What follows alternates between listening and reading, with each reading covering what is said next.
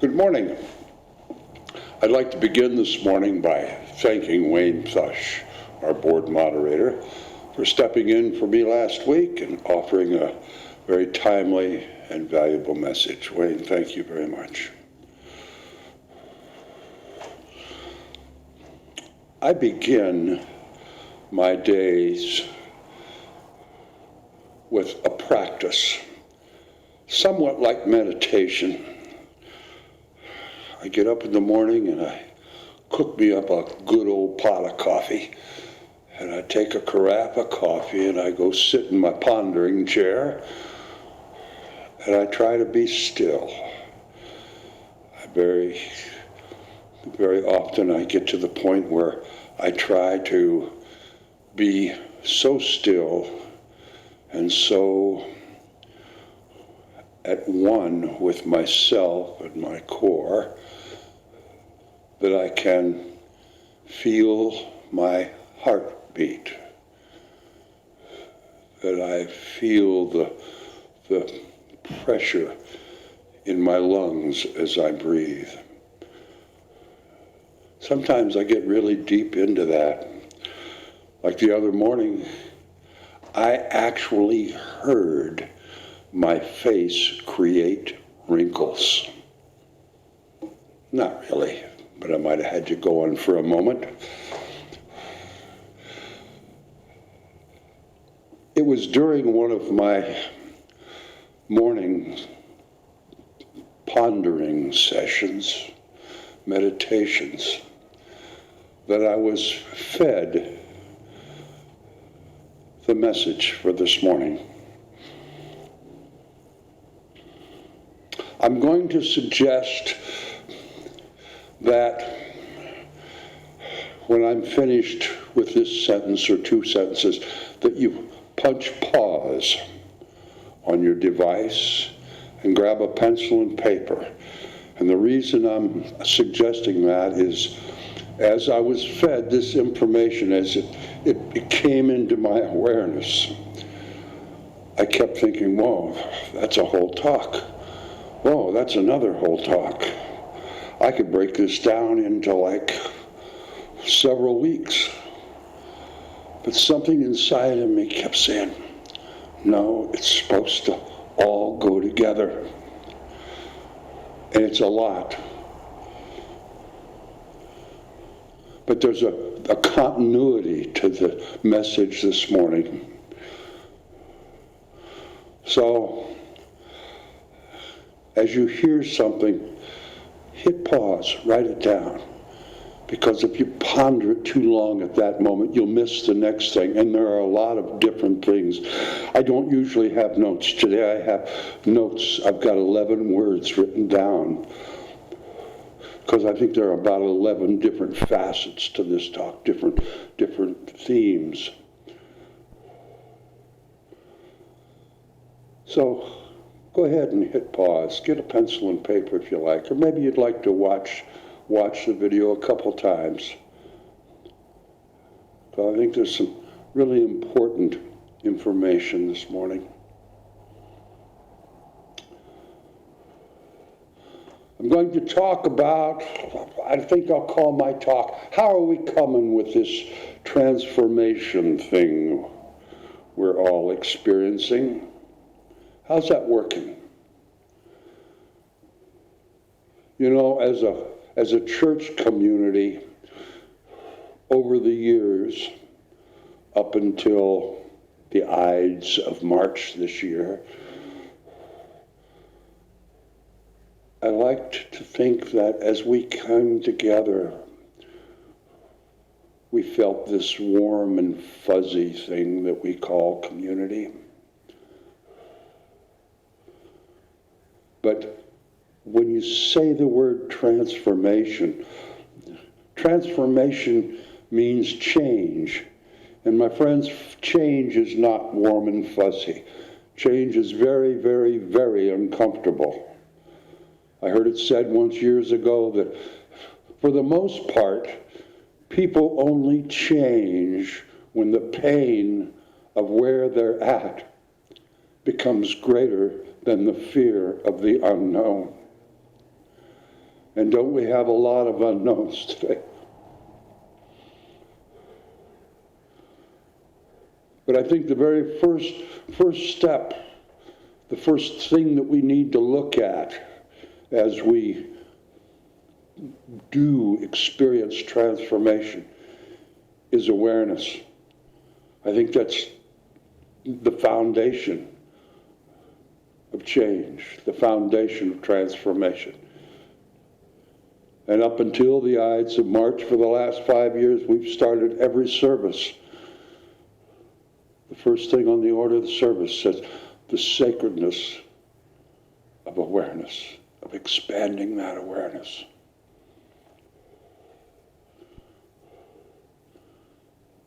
And this change that is happening, whether we like it or not, can become very painful.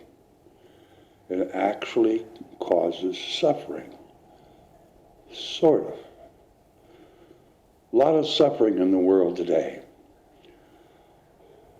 And most of us will say that that suffering is caused by certain circumstances or situations. I'm going to suggest this morning that its suffering is not caused by circumstance and situation. Suffering comes about due to our relationship that we have with situations or circumstances or change. Relationship. How do we feel about it getting hotter? How do we feel about this virus?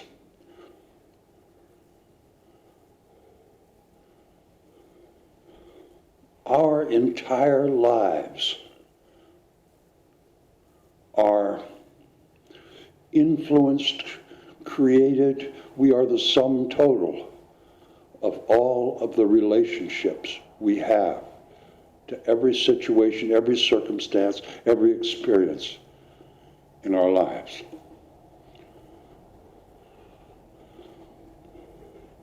And that suffering, I think that perhaps people of color, people of the LGBTQ community might have a little more insight in that relationship to the circumstances of bigotry and hatred and discrimination. And I think the next thing that comes about in this transformation is our ability to think, to actually think.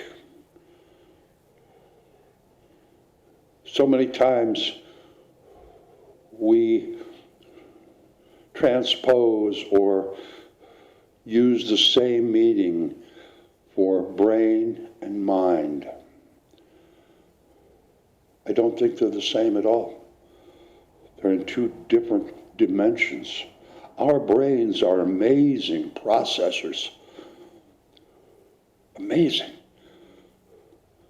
Our brains are capable of doing hundreds, thousands, hundreds of thousands, maybe millions of tasks simultaneously. It seems like our brains have unlimited megs of memory. Our brains have the capacity to memorize every experience, every piece of information, every bit of data that we have come in contact with through the course of our lives. All simultaneously, it controls our hair growth, our food processing, our blood pressure, our blood pumping, our immune system, our fingernails growing, our hair growing. It processes what we see. It processes what we hear.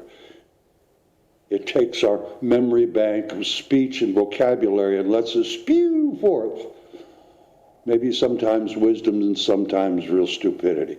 It never stops.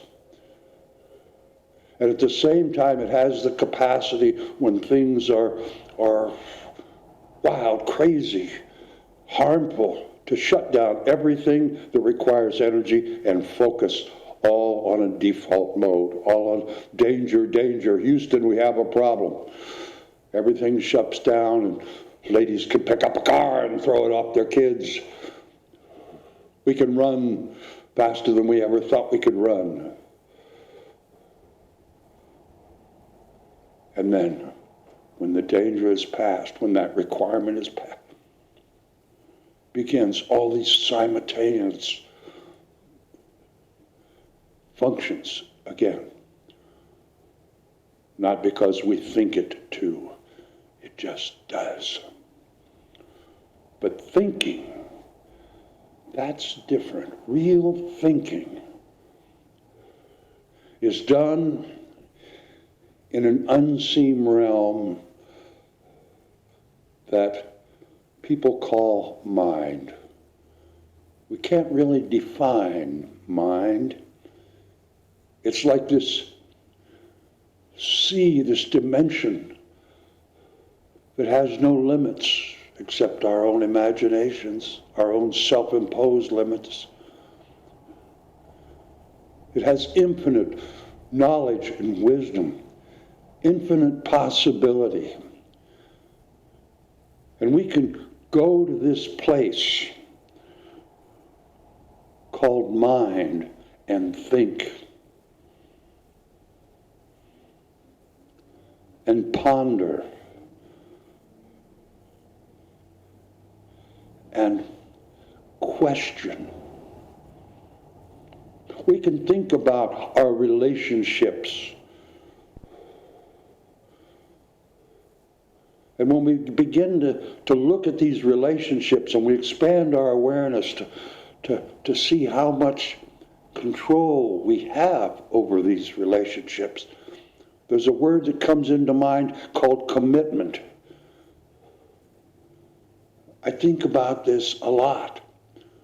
Just for instance, how committed am I to changing my relationship with tobacco? How committed am I to changing my relationship with pie and ice cream?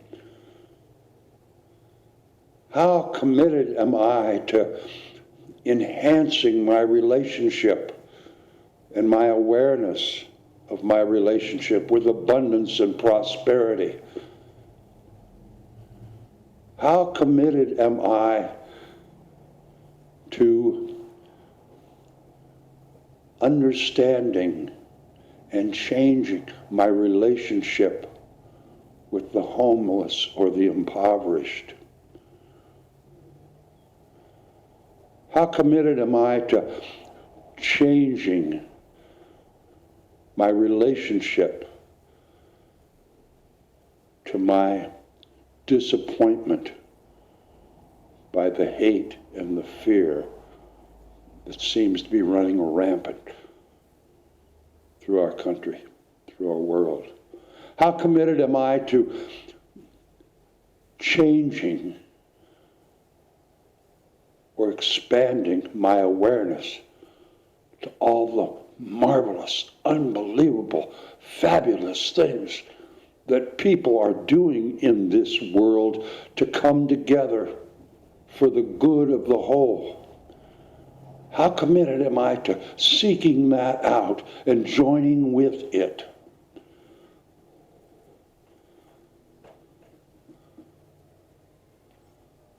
We have the power, when we choose to use it, to shift those commitments, to shift and change our relationships with every facet, with every experience of our lives.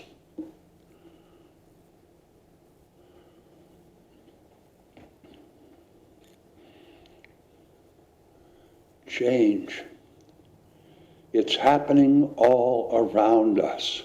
What is our relationship with that change?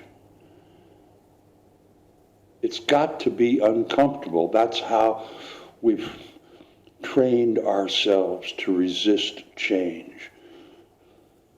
But my friends, change can mean a quality of life that we have only imagined. That we have stifled ourselves. How about our relationship with our own self? How committed are we to building that relationship with ourselves? There is so much self-loathing within our society. Don't believe me, just Google teenage suicides over the last 5 years.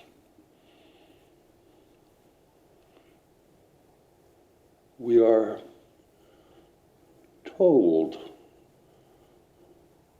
to be dissatisfied, ashamed, to not like ourselves, to feel guilty. When we become aware of how much of that conditioning is thrown at us every day, we have the power to commit to change that relationship we have with the media, to change that negative relationship we have with each other, and to make it more positive, more accepting. We could commit ourselves to looking for the value and the decency in every human being, including ourselves. Transformation, change.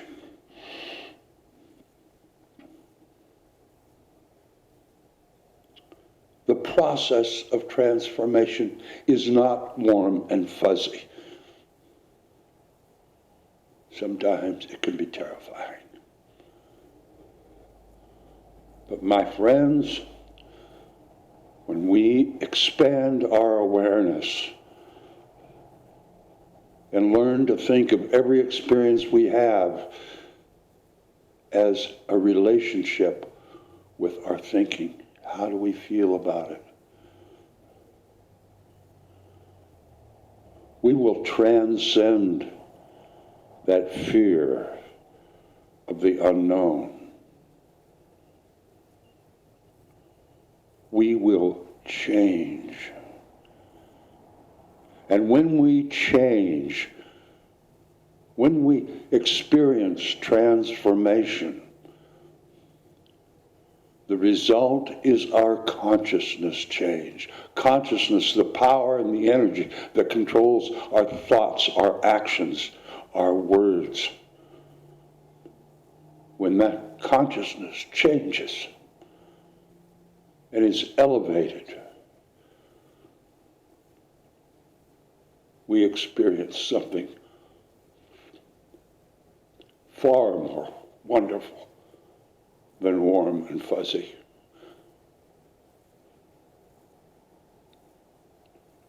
We finally begin to appreciate and realize our purpose and our worth and our significance in how we are connected with all that is. Way better than warm and fuzzy. Transformation. It's something all of us really need to consider and work at, because our world is transforming. Our world is changing. And we can be part of it and co-create with the world our new normal, we can be left behind.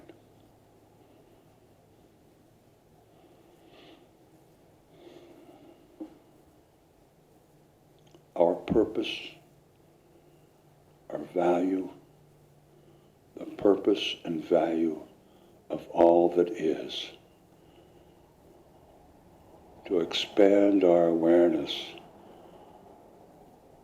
to really wrap our heads around that.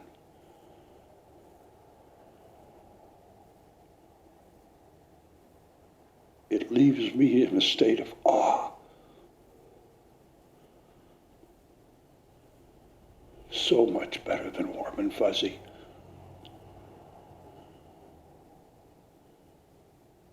And I believe with all that is in me that is truth. And so it is.